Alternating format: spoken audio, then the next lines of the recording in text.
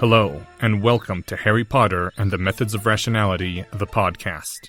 Written by Eliezer Yudkowsky, read by Eneasz Brodsky, based on the works of J.K. Rowling. Chapter 79, Taboo Trade-Offs, Part 1.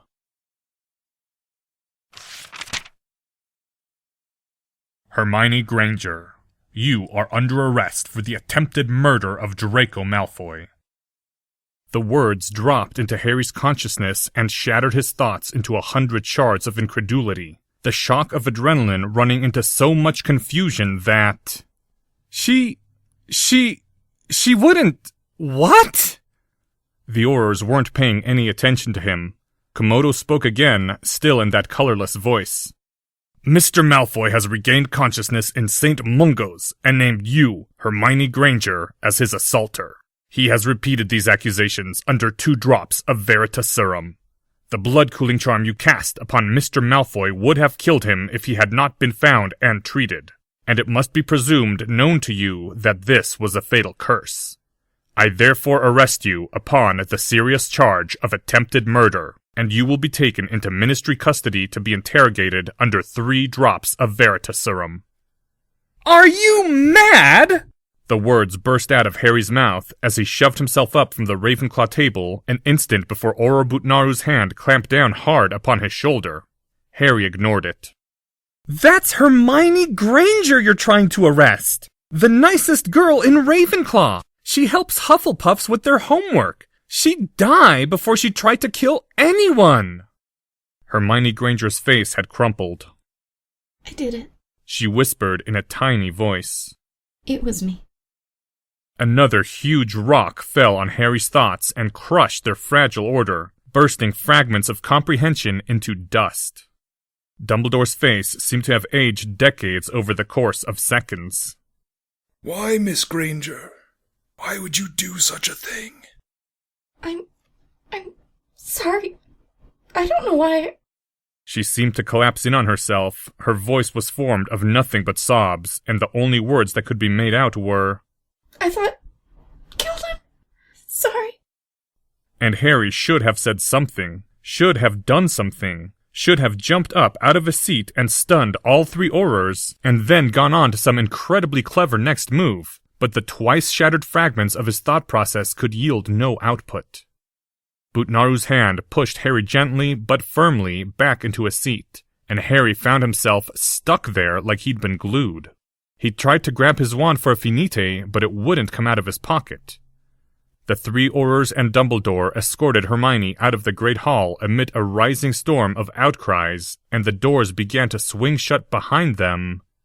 Nothing made sense. It was surreal beyond all reckoning, like he'd been transported into an alternate universe, and then Harry's mind flashed back to another day of confusion, and in a moment of desperate inspiration, he finally realized what the Weasley twins had done to Rita Skeeter, and his voice rose in a scream.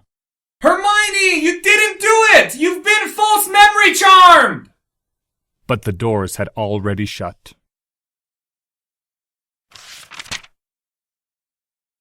Minerva couldn't possibly have stood still. She paced back and forth through the headmaster's office, the back of her mind half expecting Severus or Harry to tell her to shut up and sit down.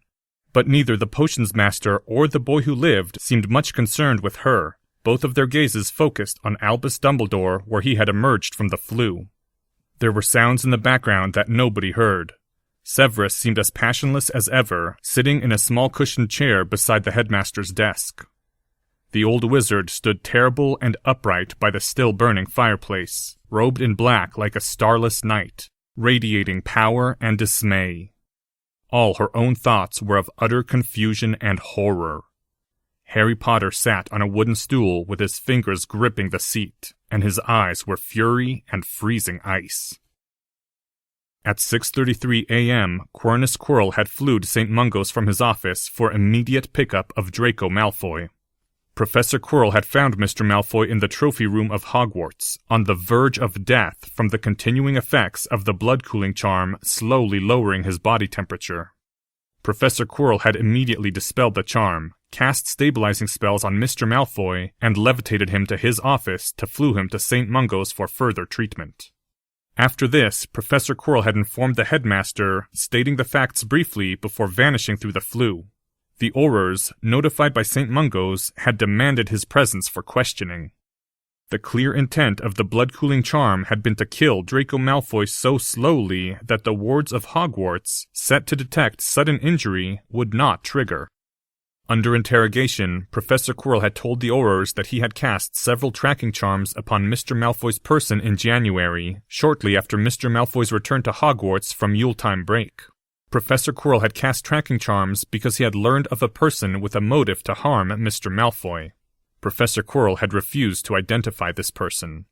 The tracking charms which Professor Quirrell had cast were triggered by Mr. Malfoy's health falling below an absolute level rather than by sudden changes, and had therefore alerted Professor Quirrell before Mr. Malfoy had died.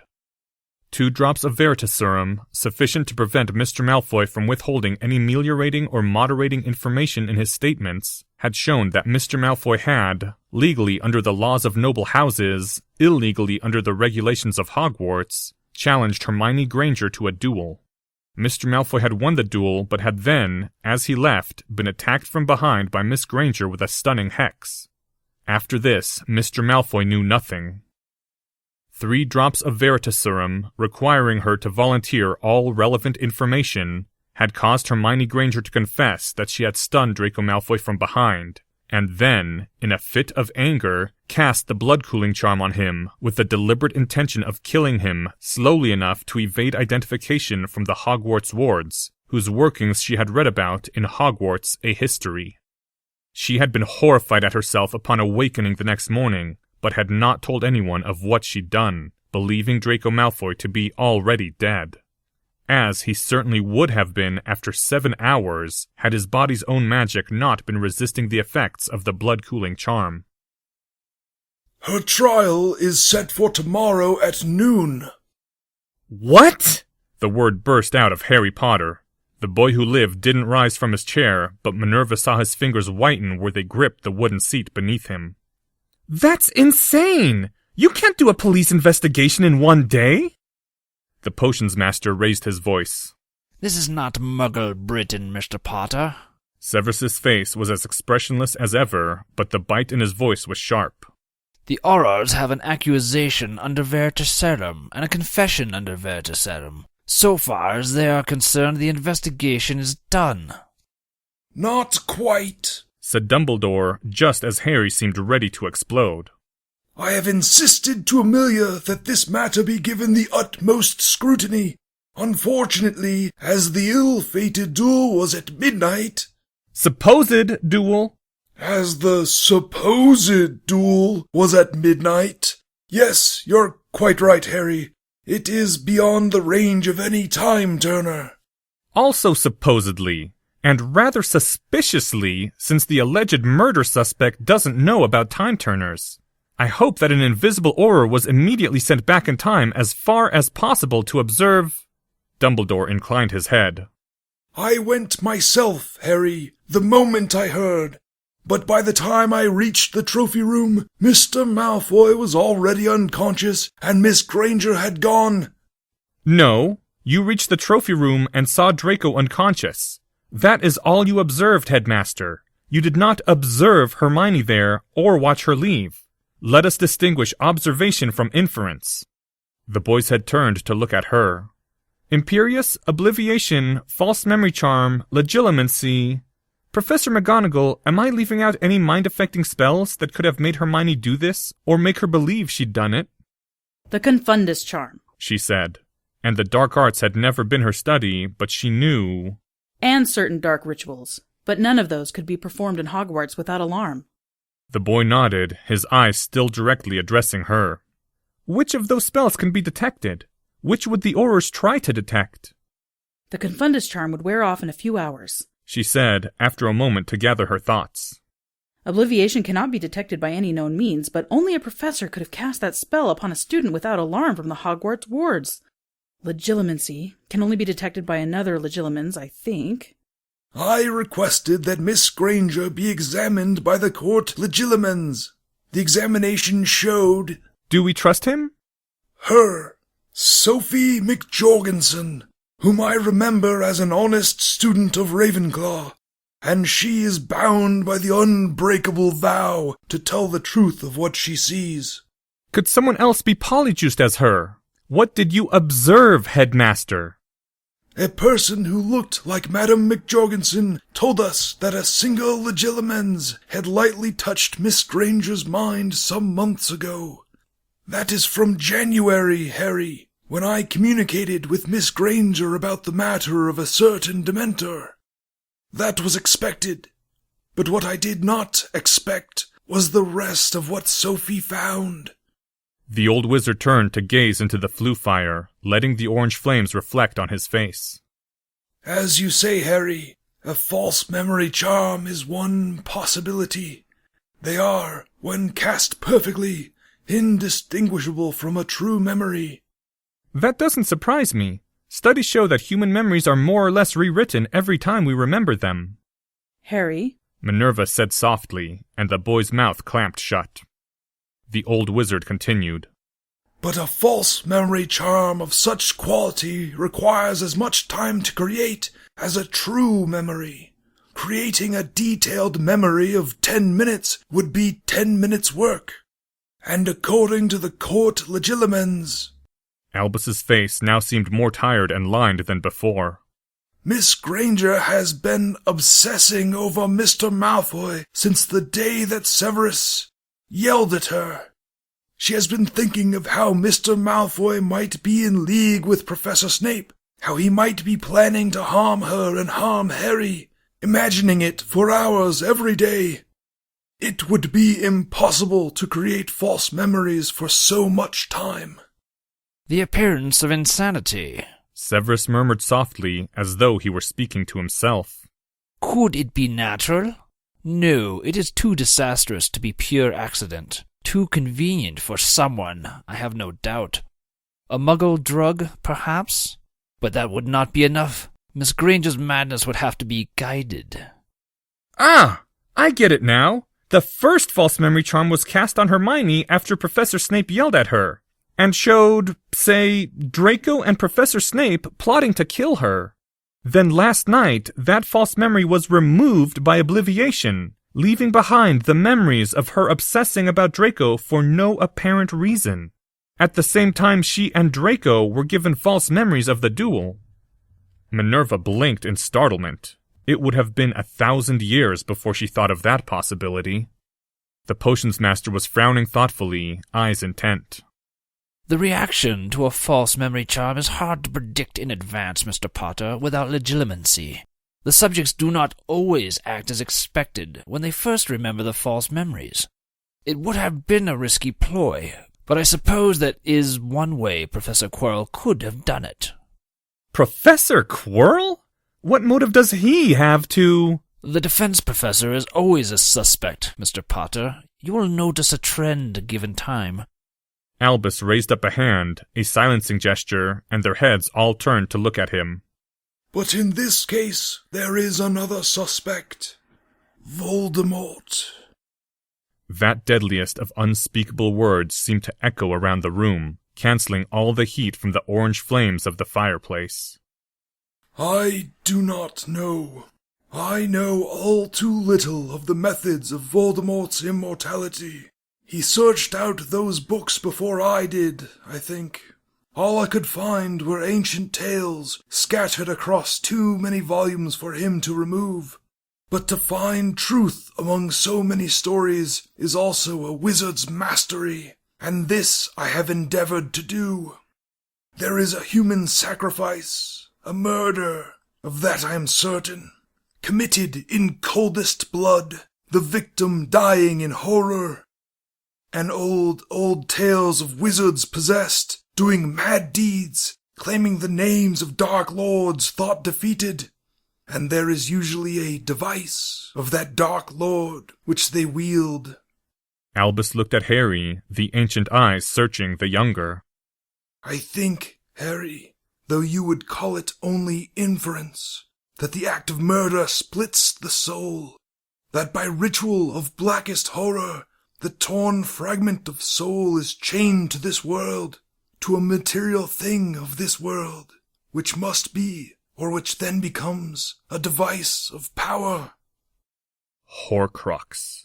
The terrible name echoed in Minerva's mind, though it seemed that, for what reason she did not know, Albus would not speak that word in front of Harry. And therefore, the remainder of the soul is bound to its chained part, lingering here when its body is destroyed. A sad and painful existence, I think it would be. Less than spirit, less than the meanest ghost. The old wizard's eyes were locked on Harry, who gazed back with his eyes narrowed. It would take time for that mutilated soul to regain a mockery of life. That is why we have had our 10-year reprieve, I believe. Why Voldemort did not return at once. But in time, that revenant would become capable of rising again. It is clear from these stories that the Dark Lords who return by possessing another's form wield lesser magics than they once knew. I do not think Voldemort would be satisfied with that. He would take some other avenue to life. But Voldemort was more Slytherin than Salazar, grasping at every opportunity. He would use his pitiful state, use his power of possession, if he had reason, if he could benefit by another's inexplicable fury. That is what I suspect happened to Miss Granger. Minerva's throat was very dry. He's here. Here? In Hogwarts? Then she stopped, because the reason Voldemort had come to Hogwarts. The old wizard glanced at her only briefly, and said, still in that whisper, I am sorry, Minerva. You were right. Harry's voice was edged. Right about what? Voldemort's strongest avenue to life. The most desirable road for him, by which he would rise greater and more terrible than ever before. It is guarded here, within this castle. Excuse me, are you stupid? Harry? She said, but there was no force in her voice. I mean, maybe you haven't noticed this, Headmaster Dumbledore? But this castle is full of children! I had no choice! The blue eyes were blazing now, beneath the half-moon spectacles. I do not own it, that thing which Voldemort desires. It belongs to another, and is held here by his consent.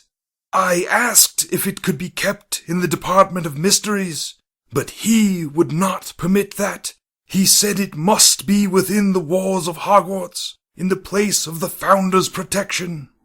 Dumbledore passed his hand across his forehead. No, I cannot pass this blame to him. He is right. There is too much power in that thing, too much that men desire. I agreed that the trap should be laid behind the walls of Hogwarts, in the place of my own power. The old wizard bowed his head. I knew Voldemort would worm his way here somehow, and planned to trap him.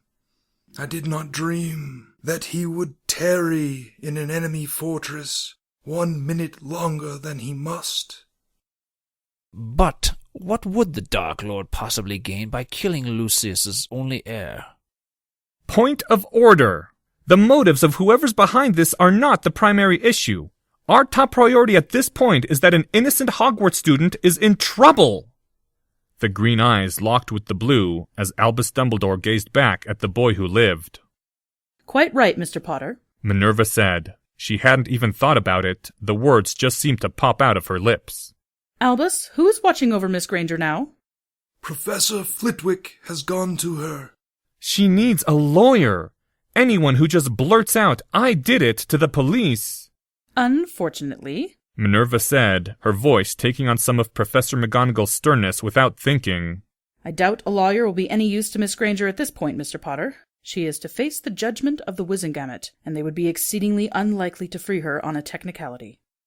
Harry was looking at her with an utterly incredulous expression, as though suggesting that Hermione Granger didn't need an attorney was akin to suggesting that she be set on fire.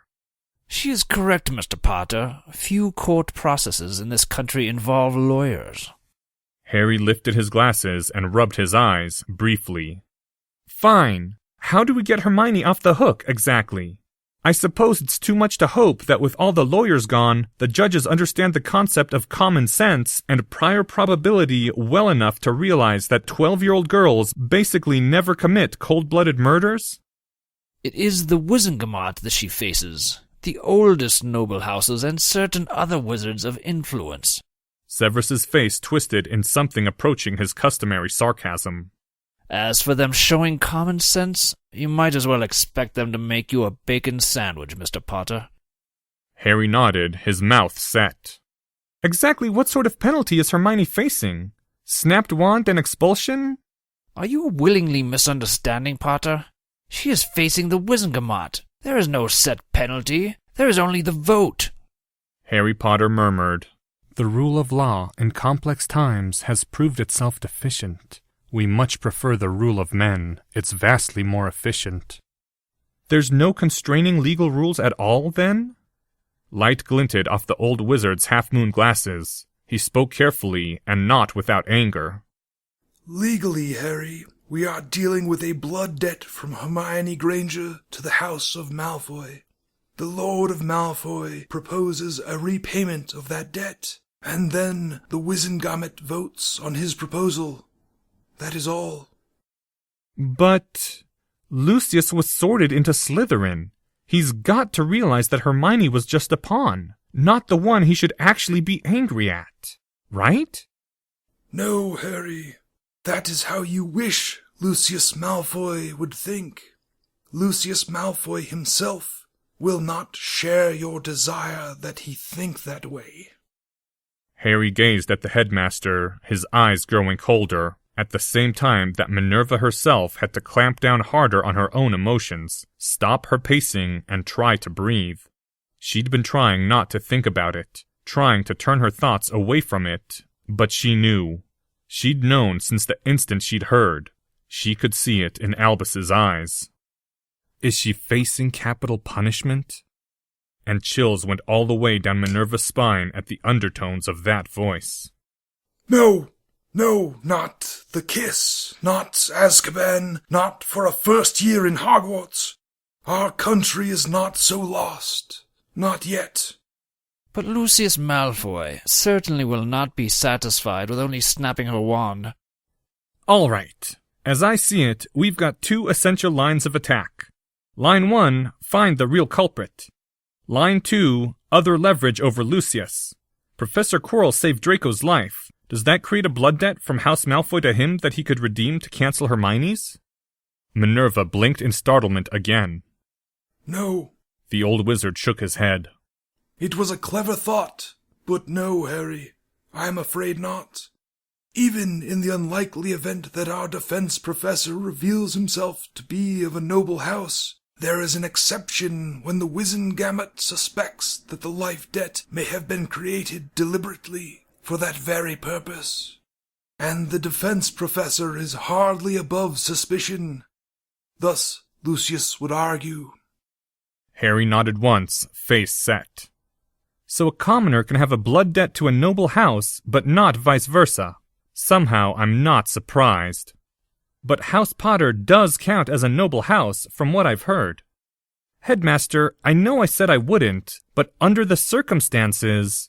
That time Draco cast that torture hex on me, is that dead enough? No, said the old wizard, even as she blurted, What? And Severus lifted an eyebrow. It would not have been enough, and now it is no debt at all. You are an Occlumens, and cannot testify under Veritaserum. Draco Malfoy could be obliviated of his own memory before he could testify. Albus hesitated. Harry, whatever you have done with Draco, you must assume that Lucius Malfoy will soon know of it. Harry's head sunk into his hands. He'll give Draco Veritaserum. Yes. The boy who lived didn't say anything as he sat with his head in his hands. The potions master looked genuinely shocked. Draco really was trying to help Miss Granger. You, Potter, you actually... Turned him? I was about 3/4 done. Taught him the Patronus charm and everything. I don't know what'll happen now, though. Voldemort has struck a grave blow against us today. The sound of the old wizard's voice was like the look of the boy with his head in his hands. He has taken 2 of our pieces with 1. No, I should have seen it earlier. He has taken 2 of Harry's pieces with 1 move. Voldemort has begun his game again, not against myself, but against Harry. Voldemort knows the prophecy. He knows who his last foe shall be. He is not waiting to face Hermione Granger and Draco Malfoy at Harry's side when they are grown. He is striking at them now. Maybe it's you-know-who, and maybe it isn't. Let's not narrow down the hypothesis space prematurely. Harry took a breath and lowered his hands. The other thing we can try is to nail the real culprit before the trial, or at least find solid evidence that someone else did it. Mr. Potter, Professor Quirrell told the R's that he knew of someone with a motive to harm Mr. Malfoy. Do you know who he was talking about?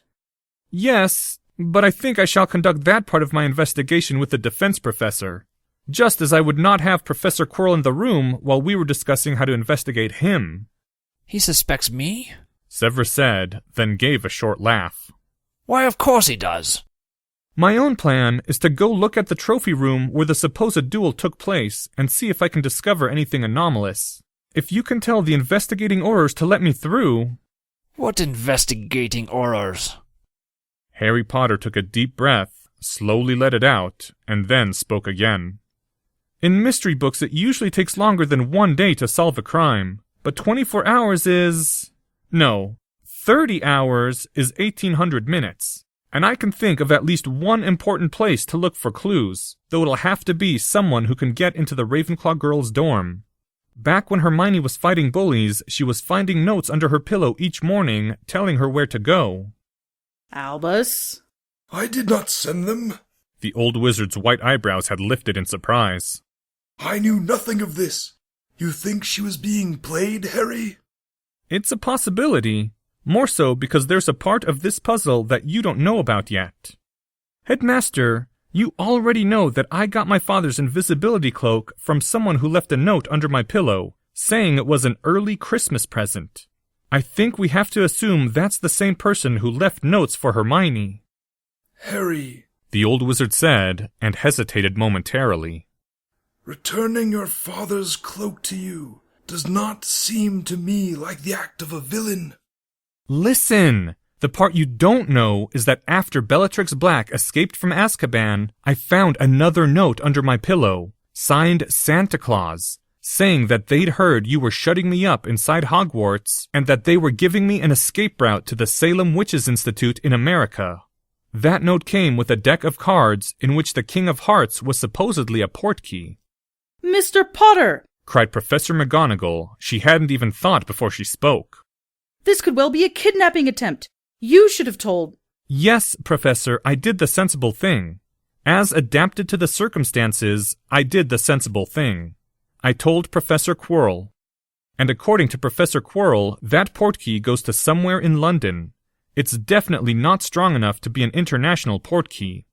Now, it's possible that the person who sent the note is honest, and that the point in London is just a way station. The boy reached into his robes and took out a deck of cards, along with a folded paper note. I will trust you not to go in guns blazing. I mean wands blazing, just in case the sender is an ally of mine, if not yours.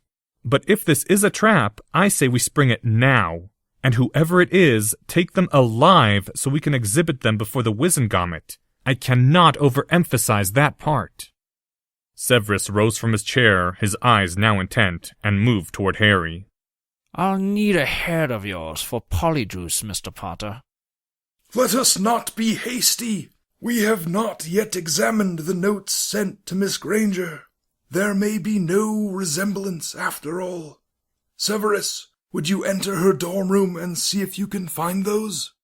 Harry Potter's eyebrows had raised, even as he stood to offer the potions master better access to his mess of hair. You think two different people are running around Hogwarts, leaving notes beneath pillows? Severus gave a brief, sardonic laugh as his hand moved forward and plucked a hair, which soon was being carefully wrapped in silk. Quite possibly. If I have learned anything in my tenure as head of Slytherin, I have learned what ridiculous messes arise when there is more than one plotter and more than one plan.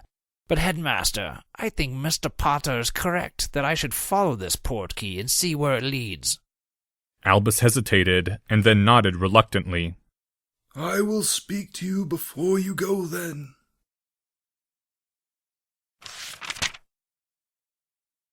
End first half of Chapter 79. Thank you to the following people. Minerva McGonagall, read by Autumn Rachel Dryden. Severus Snape by Brian Jones. Dumbledore, Drake Walker. Hermione Granger, Anonymous. This chapter's original text, production notes, and attribution links, along with archives and much more, can be found at hpmorpodcast.com. If you would like to learn more about the art of rationality, please visit lesswrong.com, an online community of aspiring rationalists founded by Eliezer Yudkowsky. Some sound effects used are courtesy of the Free Sound Project. The music used is Catch That Goblin by Skaven. Thank you for listening, and come back next week for the second half of Chapter 79, Taboo Trade-Offs, Part 1.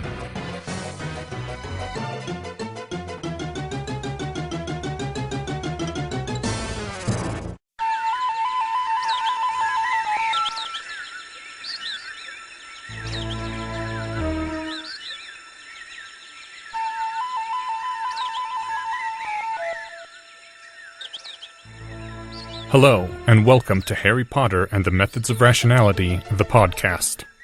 Written by Eliezer Yudkowsky, read by Eneasz Brodsky, based on the works of J.K. Rowling. Second half of Chapter 79, Taboo Trade-Offs, Part 1.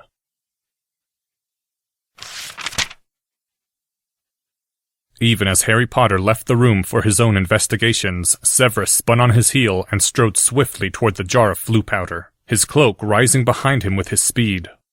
I'll get some raw polyjuice, add the hair, and go. Headmaster, what do you stand by to? Albus, Minerva said, surprised at how steady her own voice was. did you leave those notes under Mr. Potter's pillow? Severus's hand halted an instant before casting flue powder into the fire. Dumbledore nodded to her, though the accompanying smile seemed a bit hollow.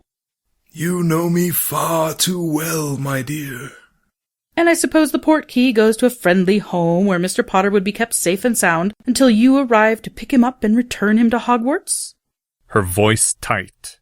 It was sensible. She could not deny it was sensible. But somehow it seemed a little cruel. It would depend on the circumstances. If Harry had gone so far, I might have let him make good his escape for a time. Better to know where he was going and ensure it was somewhere safe with friends. And to think that I had thought to reprimand Mr. Potter for not telling us about this important matter, upbraid him for not having the sense to trust us. I shall skip that lecture, I suppose. Severus was gazing at the headmaster with narrowed eyes. And the notes to Miss Granger. The defense professor, very likely. Still, that is only a guess. I shall go look for them, and then, I suppose, start looking for you-know-who. A frown crossed the potions master's face. A task at which I haven't the faintest idea where to start. Do you know of any magics to find a soul, Headmaster?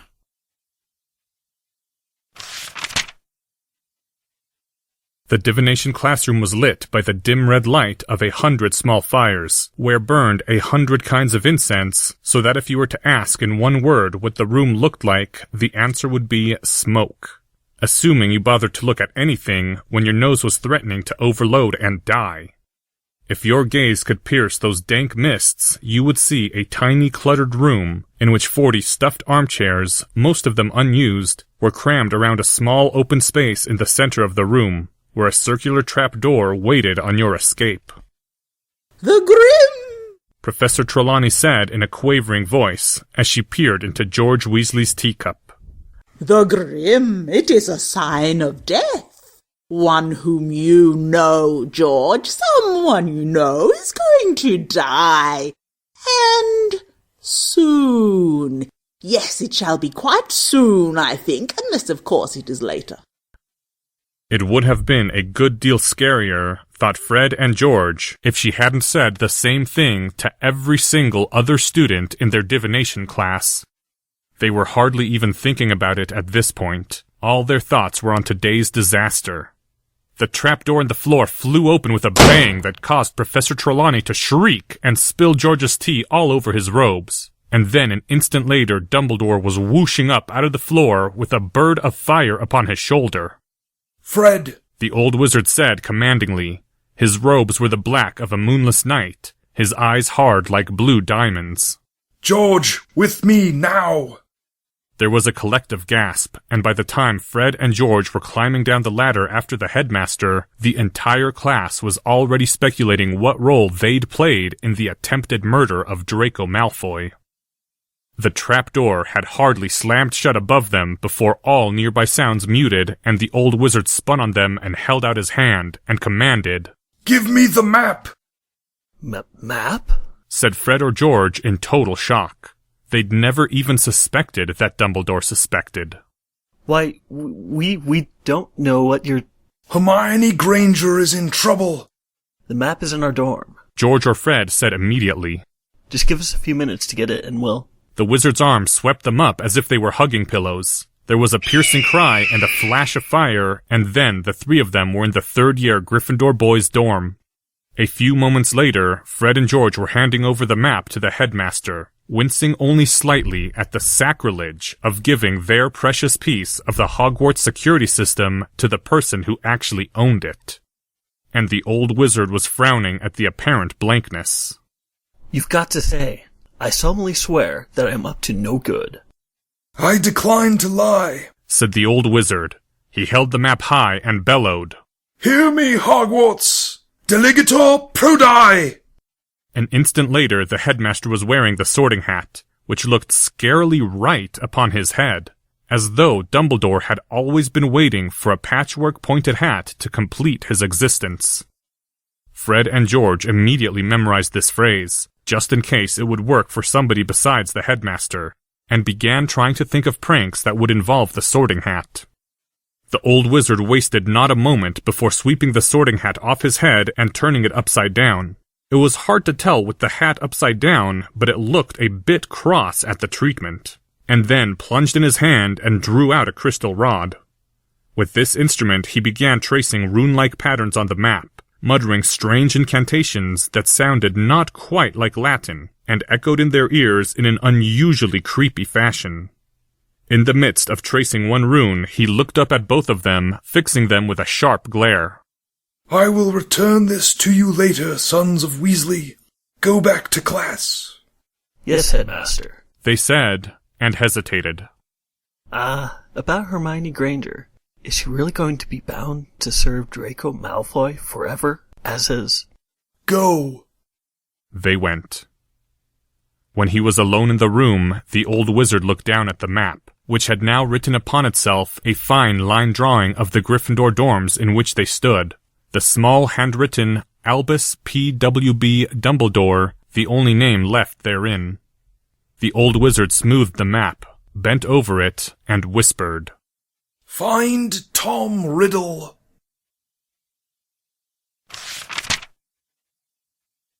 The interrogation room at the Department of Magical Law Enforcement was usually lit by a small orange light, so that the Auror interrogating you would be leaning toward your uncomfortable metal chair with most of their face in shadow, preventing you from reading their expression even as they read yours.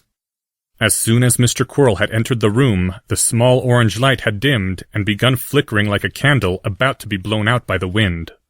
The room was now lit by a sourceless, ice-colored glow which illuminated all of Mr. Quirrell's pale skin like alabaster, except, somehow, his eyes, which stayed in darkness. The Auror on duty outside had surreptitiously tried to dispel this effect 4 times without the slightest success, despite the fact that Mr. Quirrell had politely surrendered his wand upon being detained for interrogation, and had shown no sign of speaking any incantations, nor exerting any other power. Quirinus Quirrell, drawled the man, now sitting across from where the defense professor had waited courteously. The interrogator had tawny hair that swept back like a lion's mane, with yellowish eyes set into the sternly lined face of a man late in his 10th decade.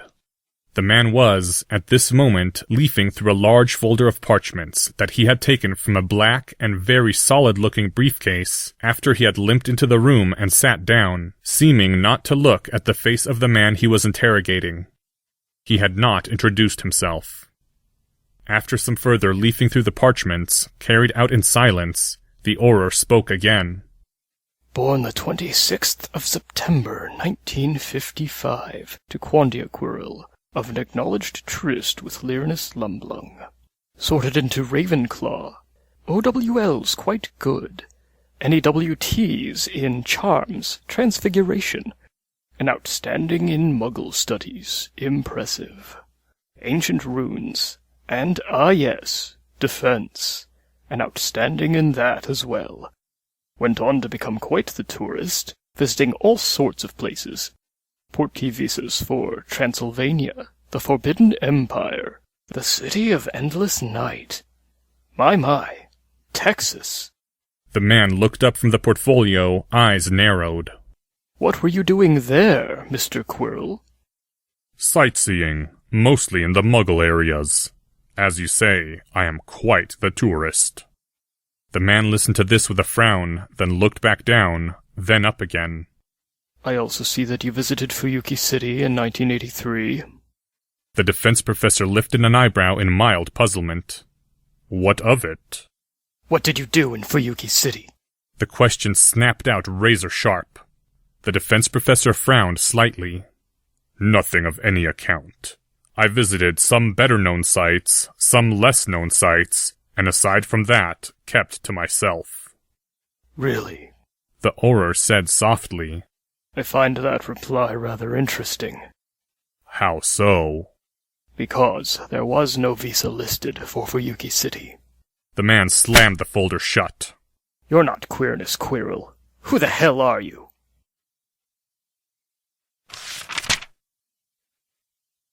The potions master walked quietly into the Ravenclaw girls' dorm, the first-year dorm room, a festive place where bronze and blue competed to be the color of stuffed animals, scarves and dresses, small bits of inexpensive jewelry, and posters of famous people.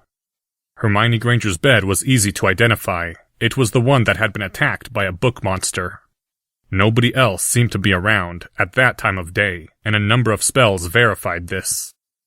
The potions master searched under Hermione Granger's pillow, and beneath her bed, and then began going through her trunk, sorting through mentionable and unmentionable items without change of expression, and finally succeeded in drawing forth a set of papers describing places and times where bullies would be found, all the papers signed only with an elaborate S. A brief burst of fire later, the papers were gone, and the potions master left to report the failure of his mission.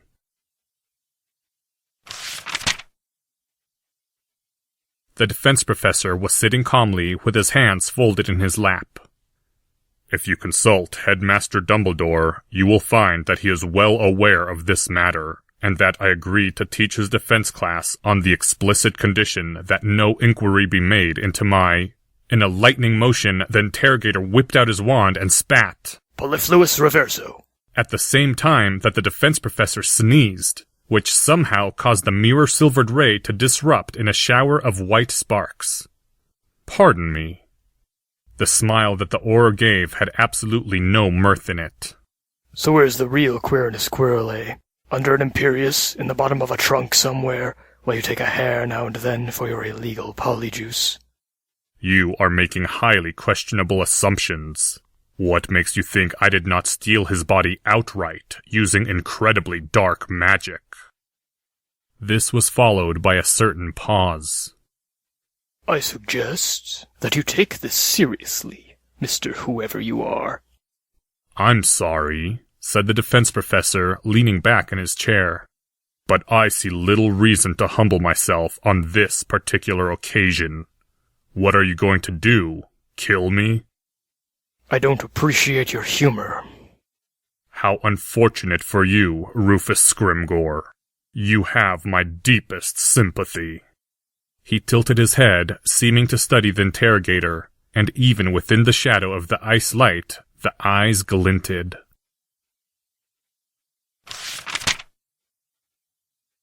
Padma stared down at her plate.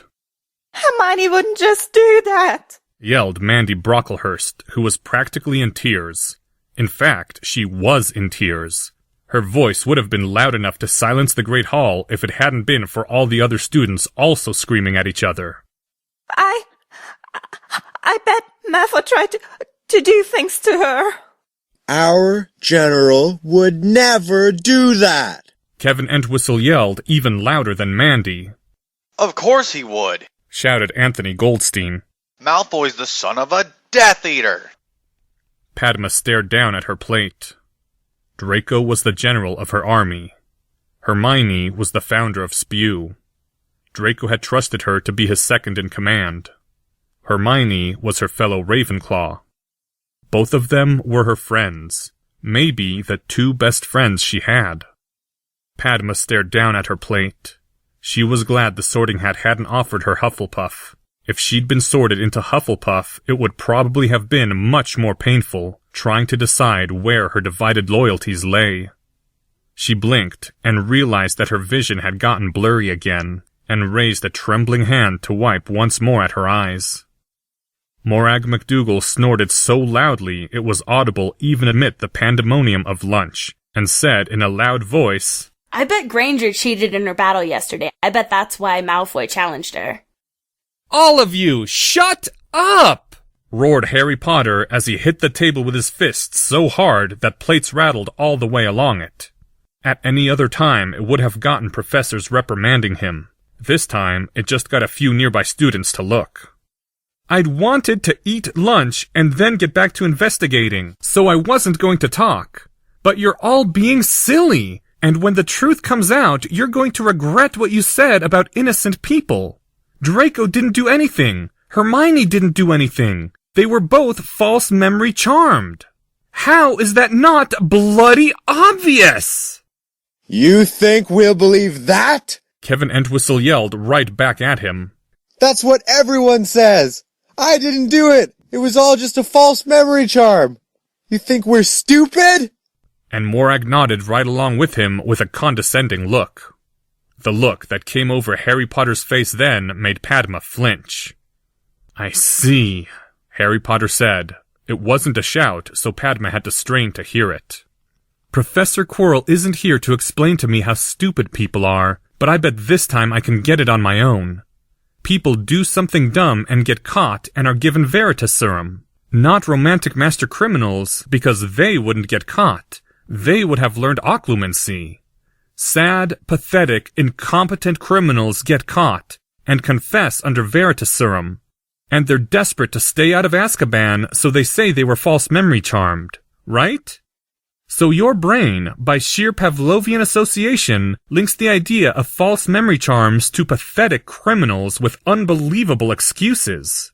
You don't have to consider the specific details. Your brain just pattern matches the hypothesis into a bucket of things you don't believe, and you're done. Just like my father thought that magical hypotheses could never be believed because he'd heard so many stupid people talking about magic. Believing a hypothesis that involves false memory charms is low status. What are you blithering about? Said Morag, looking down her nose at the boy who lived. You'd think we believe anything you say? Yelled a slightly older-looking Ravenclaw witch who Padma didn't recognize. When you turned Granger dark? And I'm not going to complain, Harry Potter said in an eerily calm voice, about wizards not having any logic and believing the craziest things. Because I said that to Professor Quirrell once, and he just gave me this look, and said that if I wasn't blinded by my upbringing, I could think of 100 more ridiculous things that lots of muggles believe. What you're all doing is very human and very normal and doesn't make you unusually bad people, so I'm not going to complain. The boy who lived rose up from his bench. "I'll see you all later," You're not thinking he's right, are you? said Su Li from beside her, in a tone which made it clear what she thought. said Padma. Her words seemed to be caught in her throat. Her thoughts seemed to be caught in her head.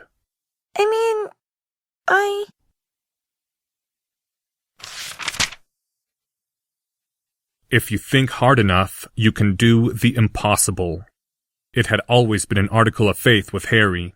There'd been a time when he'd acknowledged the laws of physics as ultimate limitations, and now he suspected there were no true limits at all. If you think fast enough, you can do the impossible quickly. Sometimes. Only sometimes. Not always. Not reliably. The boy who lived stared around the trophy room, surrounded by awards and cups and plates and shields and statues and medals kept behind thousands, perhaps tens of thousands, of crystal glass displays. For as many centuries as Hogwarts had existed, this room had been accumulating details.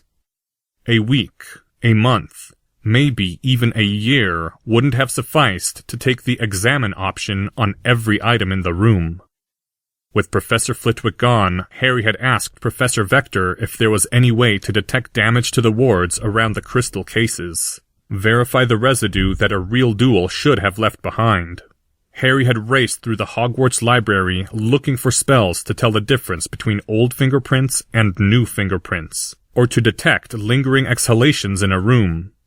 And all those attempts at playing detective had failed. There were no clues. None that he was smart enough to find. Professor Snape had said that the portkey led to an empty house in London, with no sign of anyone or anything else. Professor Snape hadn't found any notes in Hermione's dorm. Headmaster Dumbledore had said that Voldemort's spirit was probably hiding out in the Chamber of Secrets, where the Hogwarts security system couldn't find him. Harry had snuck into the Slytherin dungeons under the cloak of invisibility and spent the rest of the afternoon looking through all the obvious places. But he hadn't found anything snaky that answered back when spoken to. The entrance to the Chamber of Secrets, it seemed, hadn't been meant to be found in a day. Harry had talked to all of Hermione's friends that would still talk to him, and none of them had remembered Hermione saying anything specific about why she believed that Draco was plotting against her. Professor Quirrell hadn't come back from the Ministry as of dinner time. The older students seemed to think that this year's defense professor would probably end up being blamed for the incident, and fired for teaching Hogwarts students to be too violent. They talked about the defense professor as though he were already gone. Harry had used up all 6 hours from his time turner, and there were still no clues, and he had to go to sleep now if he wanted to be functional at Hermione's trial the next day. The boy who destroyed a Dementor was standing in the middle of the Hogwarts trophy room, his wand dropped at his feet. He was crying. Sometimes you call your brain and it doesn't answer. The trial of Hermione Granger started on schedule the next day.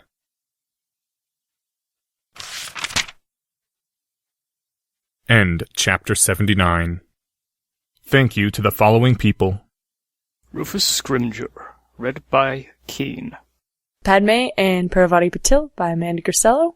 Minerva McGonagall, read by Autumn Rachel Dryden.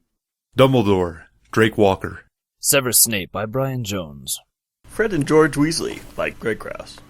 Trelawney by Paula. Anthony Goldstein, read by Seth Morrigan. This chapter's original text, production notes, and attribution links, along with archives and much more, can be found at hpmorpodcast.com.